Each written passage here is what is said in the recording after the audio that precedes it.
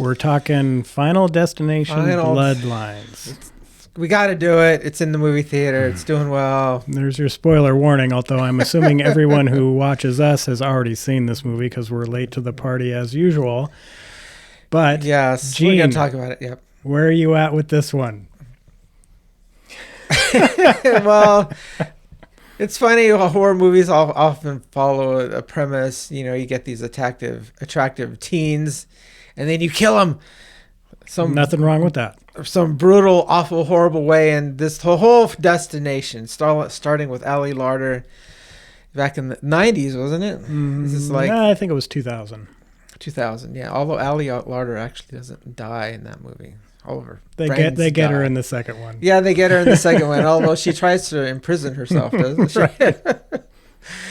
But yeah, you can't escape death even if you're an attractive young person, because I think the people in this one are young people, not necessarily teens. You know, but I don't know. It's just the whole idea that, you know, you're young and you're attractive. That means, I don't know, you got to die. But this movie has a lot of flaws, and I don't know. I guess the whole idea of death is maybe that's why horror movies, you know, are people are attracted to them. That whole like aura But this is I think kind of a tired old formula, and we've seen this before. And at the beginning of the movie, they go into this entire sequence where this couple they're going to get engaged in this futuristic building. They're set in the 60s.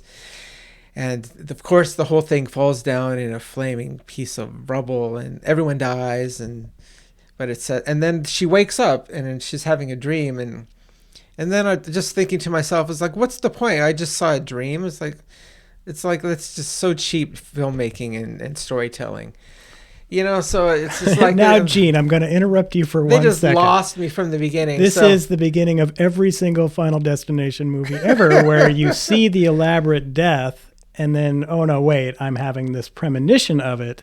And that's what kicks off the whole thing.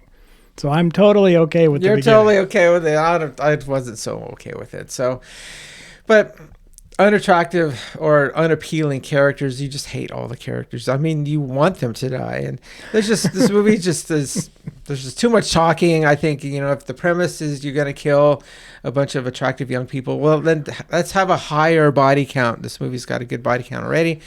But let's just up the body count, you know, let's just kill them all, you know, because that's really what you're doing. And even the protagonists in this movie, even they die at the end. So what's the point? Let's just kill them all. Gene, have you never seen a Final Destination movie before? Yeah. They all die all the time. The whole point of it is no matter what you do, you cannot escape death, right? We can't escape it. No one can escape it. Well, no, I haven't seen two. I don't remember seeing two. I just remember Ali Larter was in prison trying to escape death by hiding in prison. And so then you basically 3, 4, 5, you basically are saying you just hate the general premise of the movie entirely. It just seems to get a little old. Oh so, and if you're going to show kill after kill after kill, and each kill is prefaced by all these steps, you know, all the steps death has to go to knock you out, then, you know, it just gets tired after a while. But if you're going to do that, let's just max it out.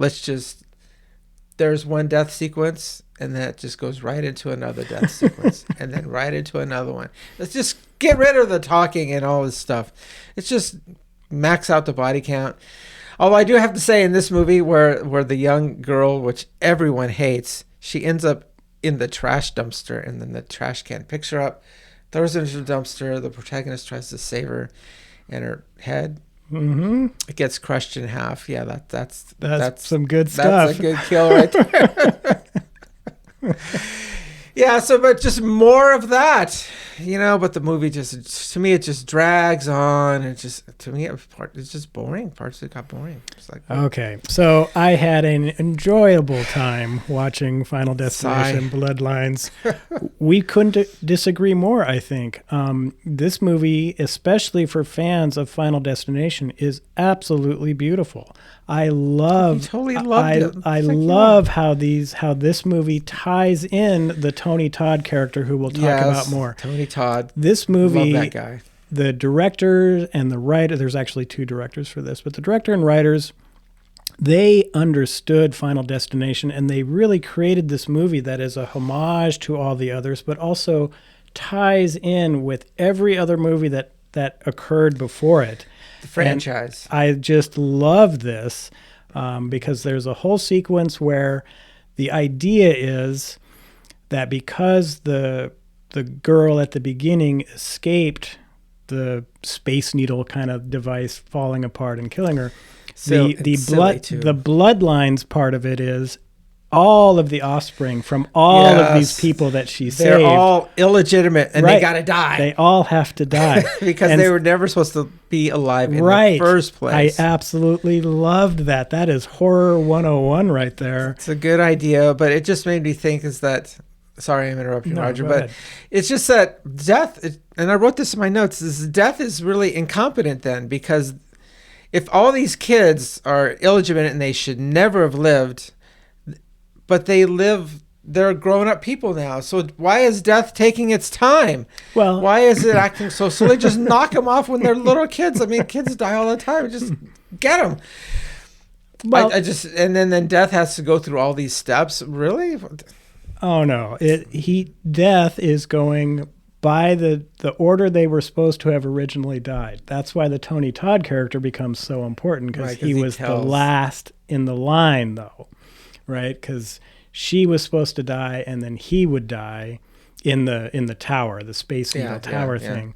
And so I love how they put him in there, and then you understand the backstory of that character, because Tony Todd, of course, is in all of the Final Destination movies for one scene, usually as creepy morgue guy who kind of knows what's going on. Yeah, because he knows what's going on. All of them. Yeah, and so.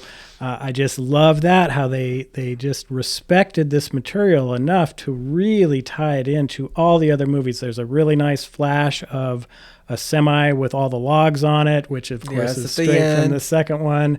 There's stuff about the plane crash. So they really tie it all in, and all of it is related to the beginning of this movie where she cheated death right there. Yeah, she cheated death. And I just love that. And I love the elaborate stuff, because we've talked before about how accidents aren't just one thing occurs. There's this whole series of things happens for that plane to have crashed, right? Yeah. And this is the same deal. Most of the time. This is kind of the same deal, where there's all these things where you could hurt yourself pretty seriously. Which one of them is actually going to be the one? My favorite one in this whole movie is the lawnmower sequence, which I just loved. Whenever somebody gets dead by a lawnmower, yes, Roger and we're all about that. Yes. And please remind me, what's that movie where the guy Dead Alive? He straps a lawnmower to his chest, into his and when people come at him, well, he's invincible now. Yeah, so I mean, but I do agree with Gene. The movie is like 110 minutes long. It didn't need to be that long, because there is some exposition scenes that probably should have been cut out, because they're just not that relevant to what's happening. Right. And then as a film goer, I felt cheated a couple times, where the death is setting up this dude to die, especially the tattooed guy, and you hate that guy. You want him to die. They set up his death, and then the next scene or next morning he just shows up. It's like, but I actually loved that. Really? Yes, because he wasn't also cheated. He wasn't supposed to be part of the sequence, because of course he's this illegitimate kid. Right. So he wasn't actually part of the bloodline. And then, still, he could have died anyway. But and he does die horribly eventually, because you can't mess with Death's plan. Because if you do that, then all bets are off, and just all sorts of craziness is going to happen at that point. Yeah, he turns out at the last minute, what the mom confesses at the last minute, it's like, no, this is not your dad. That's right. That's not your father. Your father's actually that guy. And then is horrified. Yeah. Because everyone just hates that guy. But I loved that. And then he does die really horribly. I loved his death sequences. The Final Destination movies are renowned for their how outlandish a death can we create here. And his is pretty great when all of his piercings are ripping off of his body. Yeah. Yes. That's pretty good.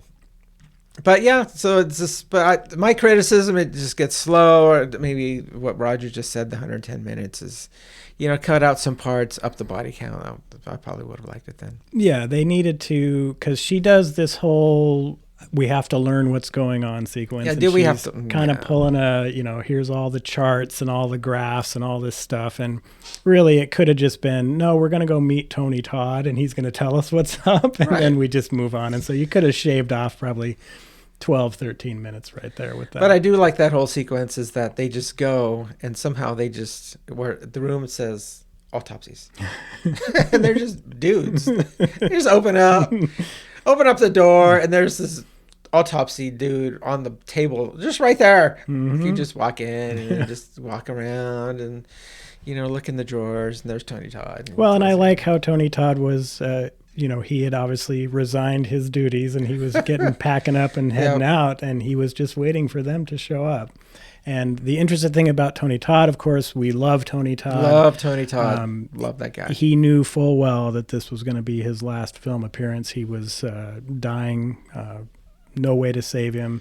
And so there's some really poignant dialogue, which I don't know if he had input on, where he's talking about you just need to enjoy the time you have left, or the time you've been allotted, and things like that. And so I really appreciated kind of the care with which the screenwriter gave to Tony Todd, and allowing him to really have this kind of really nice swan song for his entire career, I think, and him as a person. And I loved the fact that they did in memory of Tony Todd at the end of credits as well. So, really nice to see him, obviously for the final time, but he once again was the creepy morgue guy. Yes, definitely. And I loved also when he was saying, here's the two ways to kind of break the chain. One, you can kill someone and take their time, or two, you can die and then somehow be resuscitated. But I liked how the two characters were going, well, because they're in a hospital when this conversation is occurring, and then they walk right by the, and I don't know what it's really called, but where all the babies are. Yes, and then they think you're right, and they're like debating. Kill that baby. They're like debating. Well, maybe we should just start killing some of these babies. And they're like, no. Yeah, and because then Tony Todd, that was one of the ones. Yeah, and then to their credit, of course, they don't go down that road, because you would have immediately just been like, okay, all of these people have to die now if they're going to kill a baby. But I did like that little, we're going to think about it for a second. Yeah, and then the whole scene with a nuclear magnetic resonance machine, that was just pretty good. That was awesome. Yeah. It reminded me of the movie, the remake of the Blob, where the guy gets turned backwards. So humans aren't meant to move in that direction. Right. So it's like, okay, that guy's dead. Right. And much like all the other Final Destination movies, it's kind of this race to try to beat death. And of course, the realization always ends up being you can't win that game. And so, if you're looking for a happy ending and everybody lives, and no. Yeah, I know. For a while, I was thought that the girl would make it, because it's not until right before the credits roll that she ends up dead. Yeah. And that's the end of every Final Destination movie, right? You think you've beaten Roger, it, you're more of and then you don't. And I also liked the whole thing with the penny, because again, that goes back to, because there's this scene early on where this kid is fishing a penny out of a wishing well. He ends up on the top of that Space Needle thing. Somehow a penny causes the collapse. Right, and so it's just this amazing butterfly effect. And then the penny kind of continues its reign of terror. Right, because somebody saves the penny and it ends up in the mom's scrapbook. Then of course it somehow falls out, even though it's taped in there. Yeah. And another lady gets it, and so it's causing a lot of trouble the whole time. And penny. So I really enjoyed that, because it is the butterfly effect, just this one random thing that can actually lead to this horrendous destruction. Yeah, I guess that's how death works. It causes a penny to do something which it shouldn't have done, and then it causes this cascade of things. So I think, but Roger, I appreciate your knowledge of the franchise here. I love these movies. I love any movie where really the entire point of it is, how elaborate can we kill someone off? That's really the point of Final Destination movies. You know, I mean, the first one, of course, kind of was a standalone until they decided to franchise it. Where, yeah, it had a lot to say and it was interesting. But then it went into, no, let's do elaborate death sequences. And so they're all great. I think that's what my vague memories of number 2. That's what all number 2 was. Yeah, well, and everyone talks about number 2 with that truck with the logs, because that is a sweet opening when those logs are coming off there. No, in number 2, I remember the guy gets off because you think he's going to die when he puts his hand into the garbage disposal, but no, he actually dies when he's trying to get down the fire escape. And the fire escape goes down and it punches right through his eyeball. Right. Yeah, I remember that scene from 2001 or whatever. Yeah, it's been a while, but they're all just that elaborate death sequences. Or they're having a barbecue and the propane tank explodes and the leg of the guy just lands on the table. Yep. So that's kind of how it goes with these movies. But yeah. So Gene, I'm guessing you're not really recommending this film. Well, I mean, go see it. Have your hot dog and your popcorn and sit with your friends and during the movie you're texting like how we all do now. But it's okay. It's fun entertainment. Go watch it. Am I gonna watch it again? No, I'm not gonna watch it. But yeah. Oh yeah, I will be adding a physical copy to my collection when it's available. Right. I love this movie, and if you like Final Destination, you will absolutely love this movie. It's respectful to all the other movies. It ties all the other movies in. It's beautiful. Had a great time.